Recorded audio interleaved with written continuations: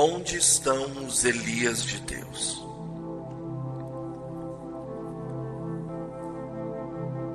Onde está o Senhor, o Deus de Elias? Perguntamos. E a resposta é óbvia. Onde sempre esteve, no seu trono. Mas onde estão os Elias de Deus? Sabemos que Elias foi um homem semelhante a nós, sujeito aos mesmos sentimentos. Mas infelizmente não somos homens com orações semelhantes a dele. Um homem que ora para Deus é poderoso. Mas hoje o Senhor está passando de largo pelos homens. Não porque sejam imprestáveis, mas porque são por demais autossuficientes. Irmãos, nossa capacidade nos deixa incapacitados. E nossos talentos constituem um tropeço para nós. Elias saiu da obscuridade e entrou no palco do Velho Testamento já homem feito. A rainha Jezabel, aquela filha do inferno, havia removido os sacerdotes de Deus e posto no lugar deles altares para falsos profetas, ou falsos deuses.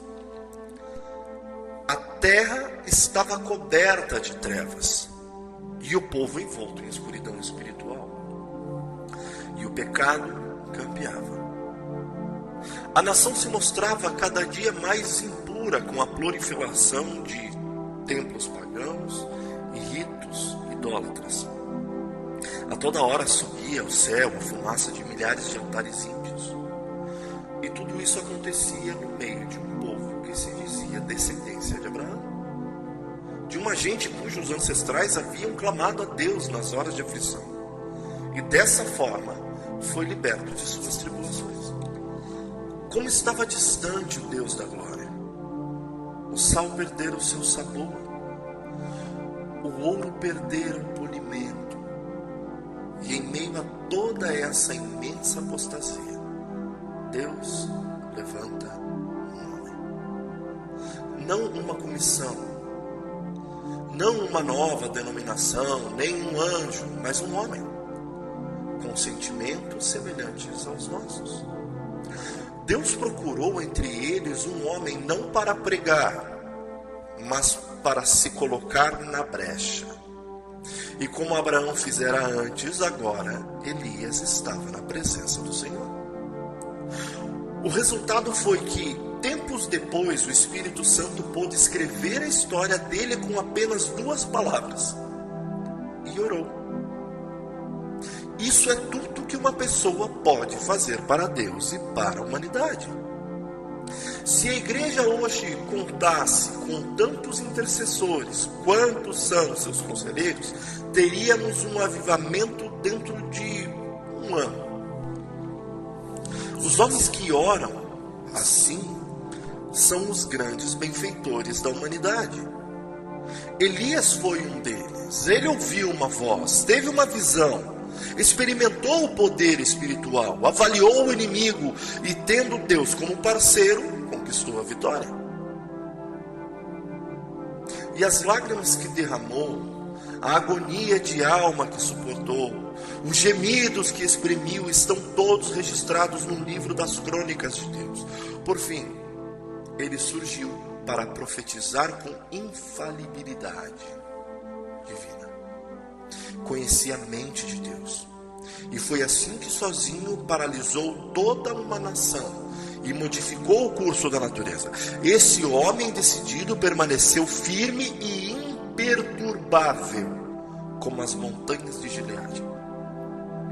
No momento em que cerrou os céus para que não chovesse, com a chave da fé, que serve em qualquer fechadura, ele trancou os céus, pôs a chave no bolso e fez a capa estremecer.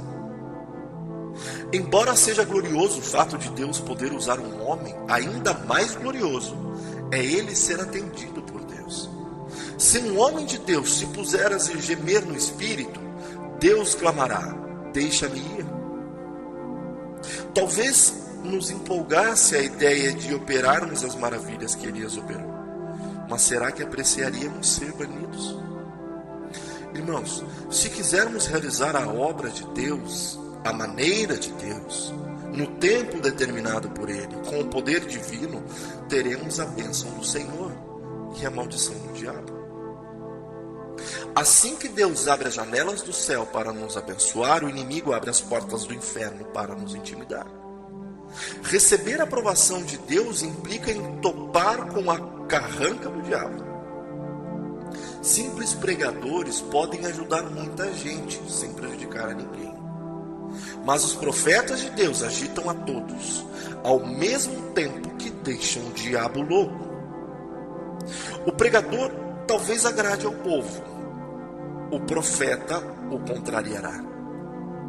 O homem que se mostra descompromissado, inspirado e cheio de Deus está sujeito a ser taxado de impatriota, por censurar os pecados de sua nação, ou de descaridoso, porque sua língua é como uma espada de dois gumes, ou de desequilibrado, porque o peso da opinião da maioria dos pregadores é contrária dele.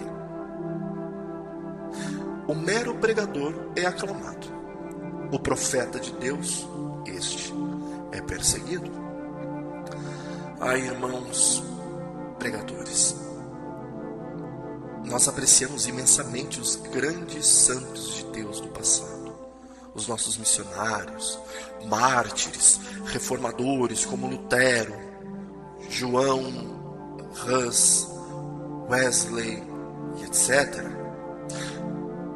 Nós escrevemos a biografia deles, reverenciamos seus feitos, compomos-lhes elogios e erguemos-lhes memoriais.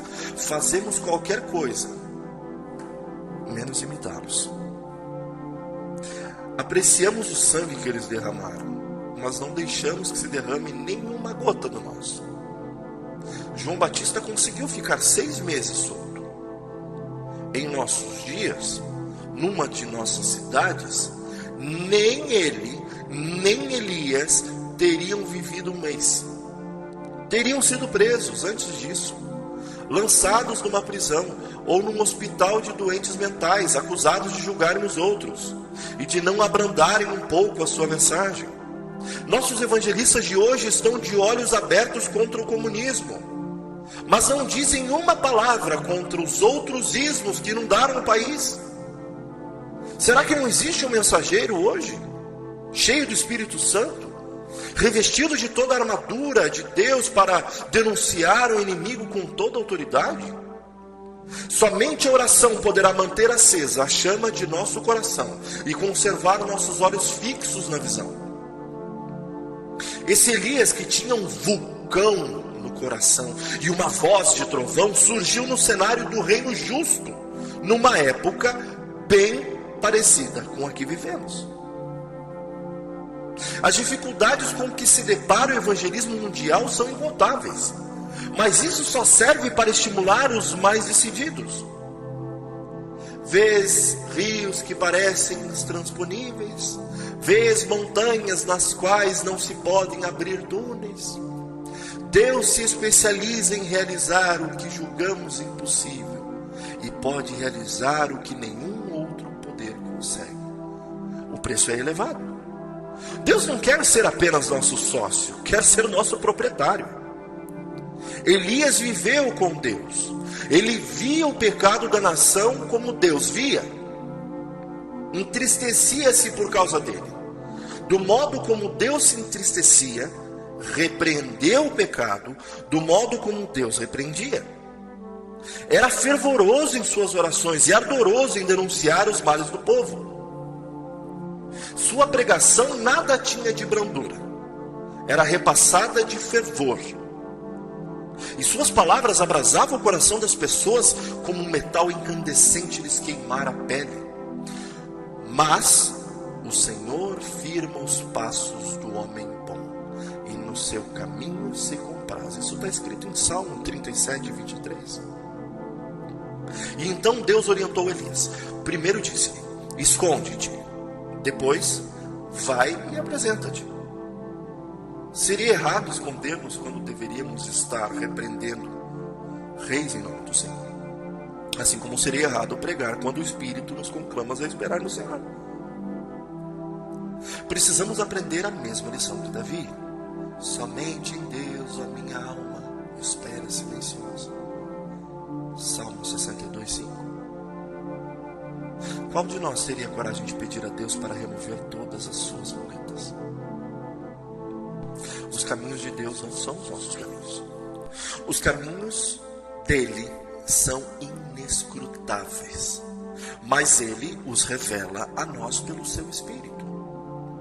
O Senhor mandou que Elias fosse para Querite e depois para Sarepta, para que se hospedasse num hotel de luxo? Foi isso? Não.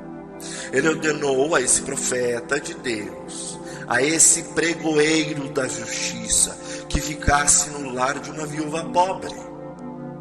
E depois no Monte Carmelo, Elias fez uma oração, que é uma obra-prima de concisão.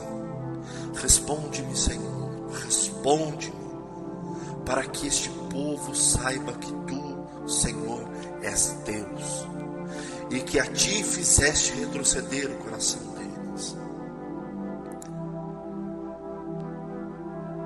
O escritor Bounds está com razão quando afirma que só pode fazer uma oração curta e poderosa em público quem mantém uma oração longa e poderosa comunhão em secreto.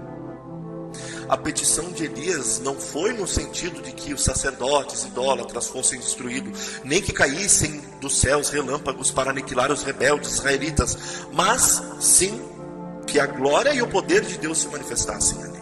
Parece que nós estamos querendo ajudar a Deus a resolver seus problemas. Foi o que fez Abraão.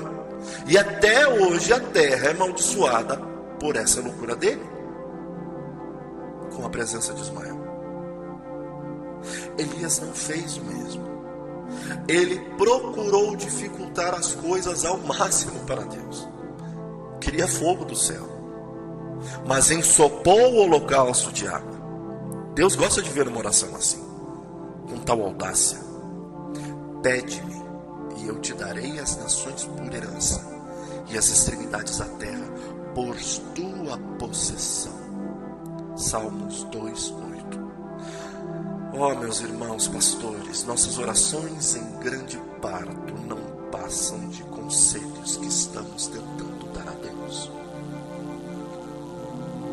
Elas são caracterizadas pelo egoísmo, pois nossas petições são em nosso favor ou de nossas denominações. Que Deus corrija isso em nós. Nossa meta deve ser apenas Deus. É a sua honra que está sendo conspurcada. É o seu bendito filho que está sendo ignorado. Suas leis que estão sendo transgredidas, seu nome profanado, seu livro esquecido, e a sua casa está se tornando um círculo social. O momento em que Deus precisa exercitar mais paciência com seus filhos é quando esses estão orando. Ficamos dizendo para ele o que deve fazer ou como fará. Além disso, julgamos outros e fazemos apreciações deles. Fazemos tudo menos a verdadeira oração. E não é na escola bíblica que iremos aprender essa arte. Qual é a escola bíblica que tem em seu currículo uma disciplina chamada oração? A lição mais importante que se pode aprender é a da oração que a Bíblia ensina. Mas quem dá essas aulas? Sejamos honestos e reconheçamos que muitos dos nossos professores e diretores de escola bíblica não oram, não choram, não conhecem as dores do parto. Será que podem ensinar o que não sabem?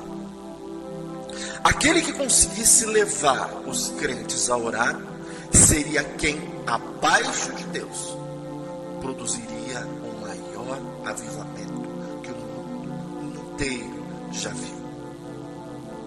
Em Deus não há falhas. Ele é poderoso para fazer conforme o seu poder que opera em nós. O problema de Deus hoje não é o comunismo, nem a igreja romana, nem o liberalismo, nem o modernismo, não. O grande problema dele fundamentalismo morto.